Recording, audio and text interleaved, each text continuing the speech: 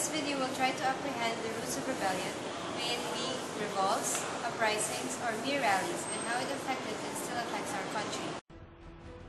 The Philippines is socially and geographically fragmented. Its terrain is nearly all mountainous, and it is made up of 7,100 islands, within which live more than 100 tribal groups who speak 70 different languages. These factors and the history of peasant revolts are important in understanding the problem of rebellions, insurgencies, and revolts which has faced many Filipino governments at present. The Philippines has been plagued by rebellions and insurgencies throughout the history. Defined as an organized movement aimed at the overthrow of a constituted government through the use of subversion and armed conflict, insurgency is said to be a form of modern warfare. Differences in ideology and faith, problems of underdevelopment and poverty, and social dissatisfaction are some of the main issues that have given rise to insurrections in the country since the colonial period. During the Spanish colonial period in the Philippines, there were several revolts against the Spanish colonial government by indigenous Moro, Lumad, Indians, Chinese, and Insulares, often with the goal of re-establishing the rights and powers that had traditionally belonged to Lumad, Timawa, Maguinoo Raha, Moro Datus, Chinese settler traders, and even foreign Criollo settlers. During the American colonization, there had also been rebellions such as the Moro Rebellion and Negritos Revolution, and the goal is the same, the re-establishment of rights and powers of the Filipinos. During the Japanese invasion, the Filipinos continued to fight in this form.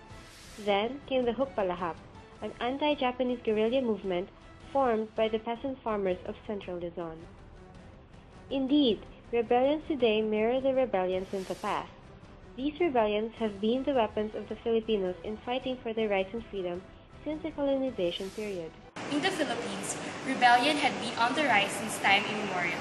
Filipinos had rebelled against the Spaniards, the Americans, and the Japanese colonizers. But their fight does not end there, even though we are now free and democratic.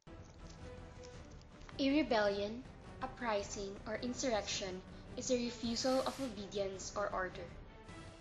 It may therefore be seen as encompassing a range of behaviors aimed at destroying or taking over the position of an established authority, such as government, governor, president, political leader, financial institution, or even person in charge. On the one hand, the forms of behavior can include non-violent methods, such as the phenomena of civil disobedience, civil resistance, and non-violent resistance. On the other hand, it may encompass violent campaigns.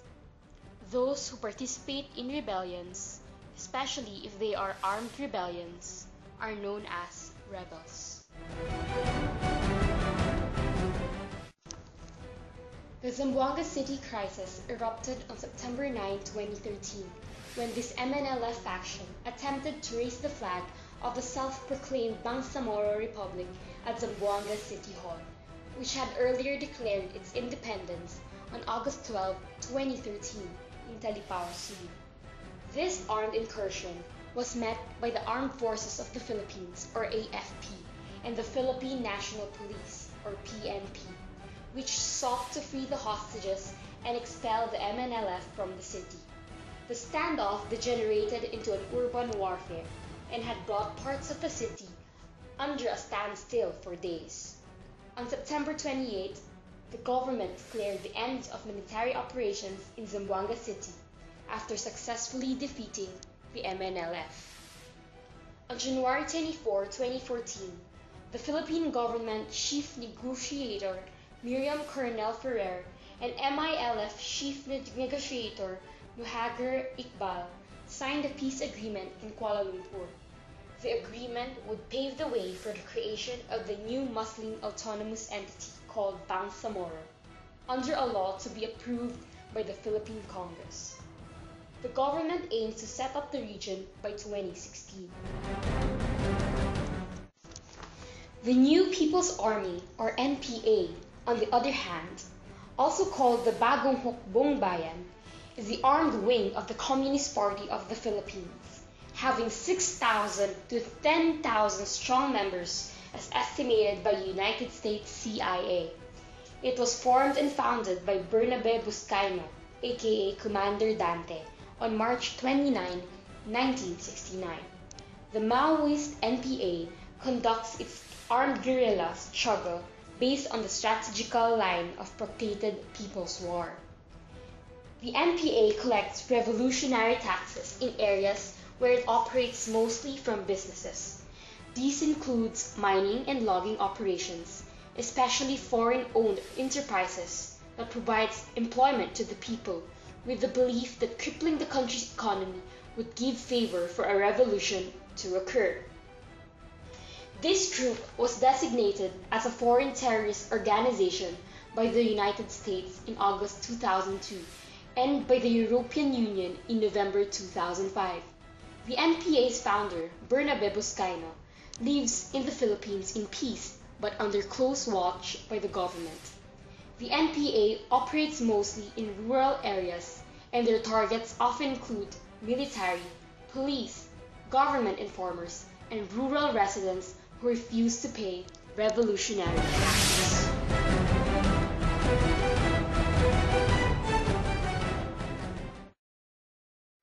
In the Philippines, rallies are just the norm. A rally, a demonstration, or street protest is action by a mass group or collection of groups of people in favor of a political or other cause. It normally consists of walking in a mass march formation and either beginning with or meeting at a designated endpoint or rally to hear speakers. Rallies, though not as grave as rebellion, can also be considered as a mild rebellion to the government.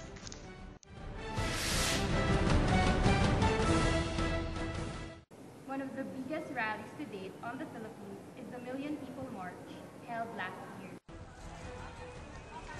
The so-called Million People March was the first of an ongoing series of protests in the Philippines calling for the total abolition of the Pork Barrel Fund, triggered by public anger over the Priority Development Assistance Fund scam. Initial calls circulated through social media, mainly on Facebook and Twitter, to convene a protest on August 26, 2013 at Luneta Park in Manila, as well as other cities nationwide and overseas. Some media commentators consider this as the first ever massive rally in the Philippines, called and organized mostly through social media channels.